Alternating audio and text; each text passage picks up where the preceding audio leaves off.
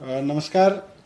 दिल्ली में और दिल्ली सहित पूरे देश में ओमिक्रॉन जो वायरस है, कोविड का वेरिएंट है, उसका ग्राफ लगातार बढ़ रहा है। उसके केसेस की संख्या लगातार बढ़ रही है।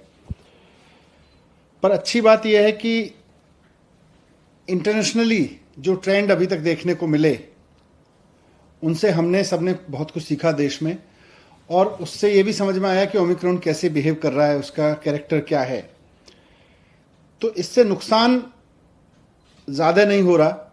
ये वही ट्रेंड शो कर रहा है जैसा ओमिक्रॉन ने दुनिया के और देशों में शो किया है। आज टोटल में देखें तो दिल्ली में इस समय करीब करीब पिछले 8-10 दिन में जो केसेस आए हैं, पॉजिटिव केसेस टोटल इस समय दिल्ली में करीब 11,000 हैं। अब उन 11,000 में से हॉस्पिटल में देखें तो करीब 350 केसेस हैं। उनमें से भी ऑक्सीजन पे देखें तो केवल 124 केस हैं। अब वो 350 में एयरपोर्ट से आए हुए लोग भी हैं, उसमें किसी और वजह से हॉस्पिटल में गए हुए लोग भी हैं, लेकिन अगर ऑक्सीजन पे देखें तो 124 लोग हैं कुल मिला के, और वेंटिलेटर पे देखें तो 7 लोग हैं।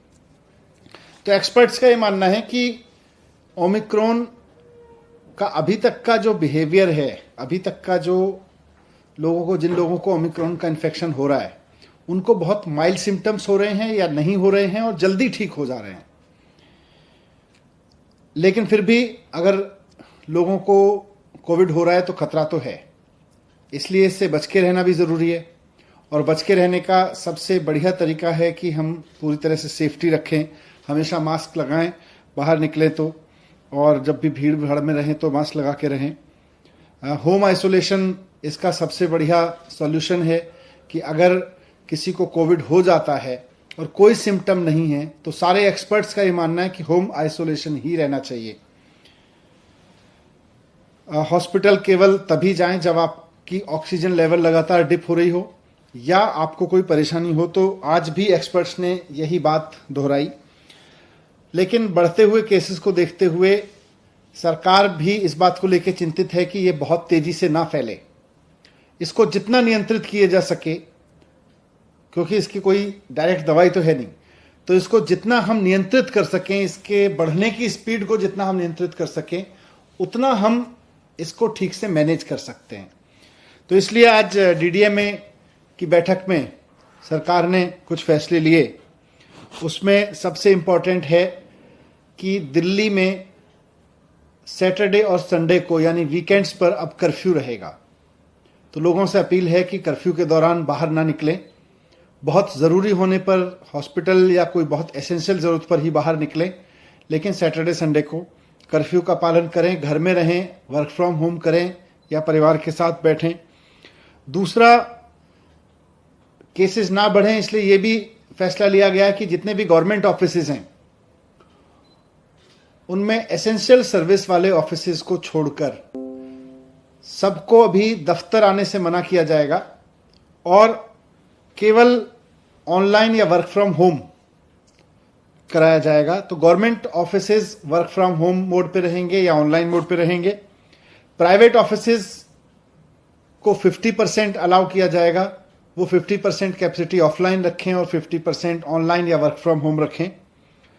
एक और समस्या अभी पिछले दिनों में आ रही थी कि जो हमारे बस स्टॉप्स हैं दिल्ली में, लोग क्योंकि किसी न किसी काम से बाहर निकल ही रहे हैं, तो जो बस अड्डे हैं, बस स्टॉप्स हैं, बस स्टैंड हैं छोटे छोटे, और जो मेट्रो के स्टेशंस हैं, वो सुपर स्प्रेडर बनने का खतरा आ रहा था।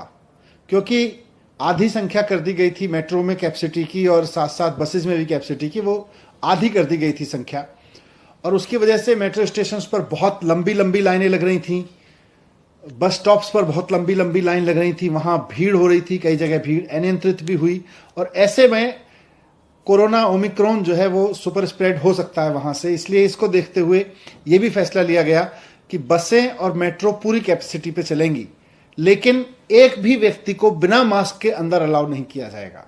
तो अगर आप बस में जा रहे हैं या मेट्रो में जा रहे हैं तो बिना मास्क के आपको किसी भी कीमत पर अलाउ नहीं किया जाएगा। ना सिर्फ चढ़ना बल्कि वहां यात्रा करना भी अलाउ नहीं होगा। लेकिन बस और मेट्रो अब फुल कैपेसिटी पे चलेंगे, ये भी डिसीजन लिया गया। एक बार फिर से मैं कहूंगा कि घबराएं नहीं, घबराने की जरूरत नहीं है। मास्क को एक हथियार बनाएं, साथ साथ बहुत जरूरी हो तभी घर से बाहर निकलें, और जब निकलें तो अगर मेट्रो या ट्रेन से बस से जा रहे हैं तो उसमें भी ध्यान रखें कि मास्क लगा के चलेंगे। लेकिन सैटरडे संडे पूरी तरह से कर्फ्यू रहेगा। सर, कर्फ्यू रात में और दिन में उसको थोड़ा सा बता दें कैसा? नहीं, रात में तो लगातार चल रहा है, ये दिन में भी रहेगा।